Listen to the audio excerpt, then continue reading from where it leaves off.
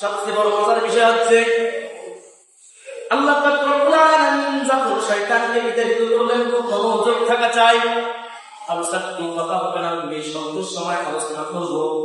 আল্লাহ পাক রব্বুল আলামিন যখন শয়তানকে বিতাড়িত করলেন, এই কারণে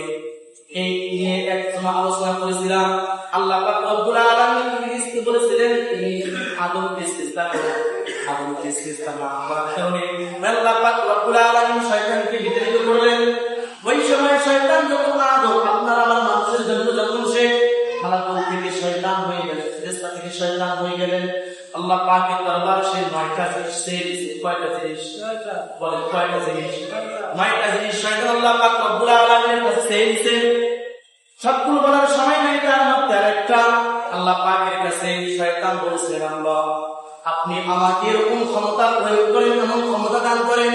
যেন আমি আপনার বান্দাকে ডান দিক থেকে ওয়াসওয়াসা দিতে পারি, বাম দিক থেকে ওয়াসওয়াসা দিতে পারি,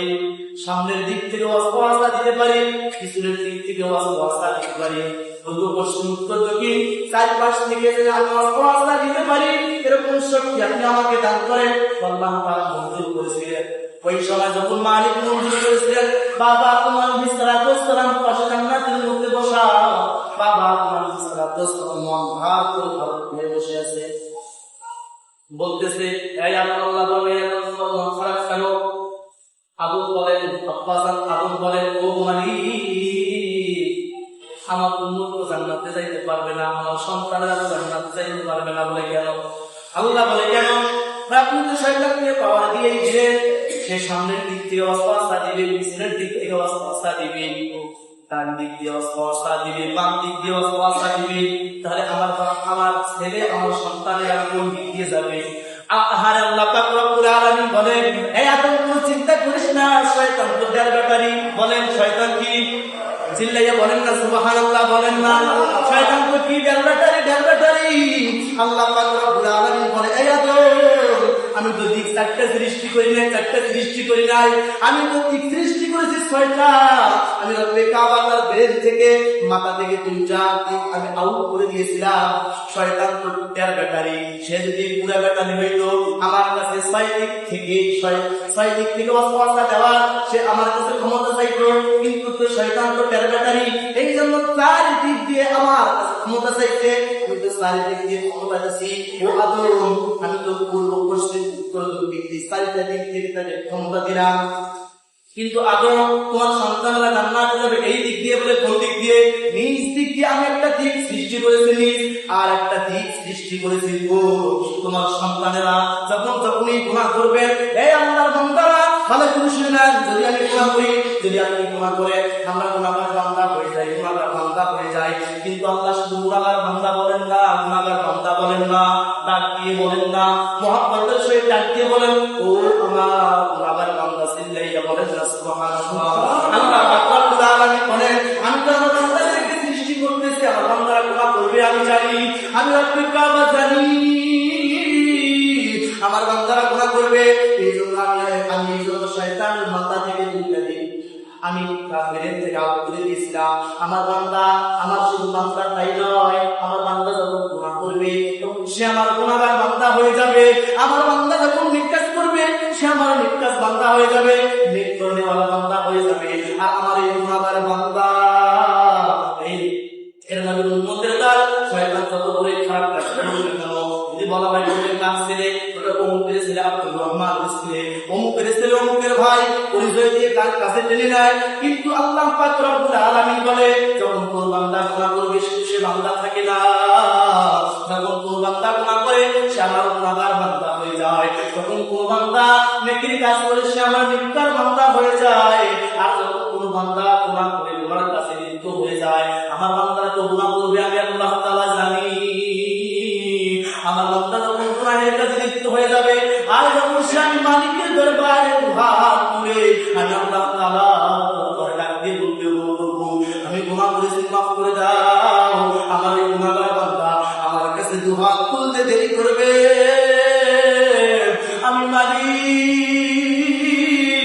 আমি তো রহমান, আমি তো রহিম, আমি তো জব্বার, আমি তো সত্তার, আমি তো আর রহমান রহিম আল মালিকুল কুদ্দুস আসসালামুল মুমিনুল মুহাইমিনুল আজিজুল গফফার ওয়াস সাত্তার আল গফফার الوهاب والرزاق الفتاح والعليم والقادر والباسط والخالق والرافع والمعز والمذل والعليم والقادر السميع والبصير والغفور والشكور الأول والآخر والظاهر والباطن আমার রব্বুল আলামিন আমার রসুল মালিক তুলির আমার কইটা পদের বাড়ি আমার আল্লাহ তাআলা যাকে আমাকে মাফ না করেন কারণ আল্লাহ তাআলা আপনাকে আমাকে কেন সৃষ্টি করলেন আল্লাহ তাআলা ওই সময় ডাকতে আদমকে বলে রে আদম এই আদম তুমি মক্কা করিস না শয়তান তো দেলকাটারি আমি তার মাথা থেকে তুইটা দিয়ে হারাই দিয়েছিলাম সে যখন জমিনের পিছনের দিকে সিজদা করবে জমিন তো হচ্ছে নিচের দিক কোন দিকের মধ্যে চার দিকের মধ্যে কোন দিকে করে না জমিন তো হচ্ছে নিচের দিক আর যখনই কোন আমার বান্দা আর যখনই কোন বান্দা তার কপালটাকে তার মাথাটাকে আমার দিকে যখন সেই বান্দার আমার উন্নতি পাইছে নিচে যায় আর যখনই বলে সুবহান রাব্বিয়াল আলা আমি আল্লাহ পবিত্র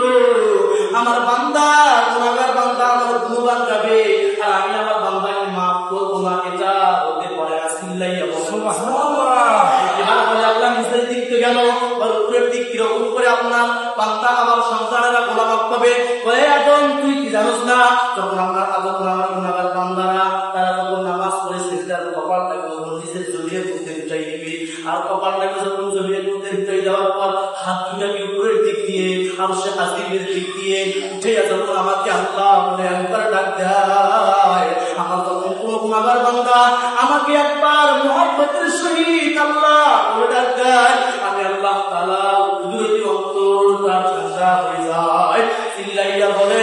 সুবহানাল্লাহ আল্লাহ তাআলা বলতেছেন ওয়ালিল্লাহি আলান নাসি ওয়াজুল বাইতি মান ইসতাতা'a ইলাইহি সাবিলা আল্লাহ রাব্বুল আলামিন সূরা কুরআনের মধ্যে বলেন ও আমার বান্দা তুমি গুনাহ করছো আমি জানি তুমি গুনাহ করবা যখন হজের সময় চলে আসবে তুমি আমার বাইতুল্লাহর কাছে আসো আমার ঘরটাকে দাওয়াত করো আমার হাবিবের রওজাটাকে জিয়ারত করো জিয়ারত করার পর আমি রব্বুল কাবার দিকে দুটো হাত তুলে ফরিয়াদ করো আমি আল্লাহ তাআলা এরকম করে maaf করে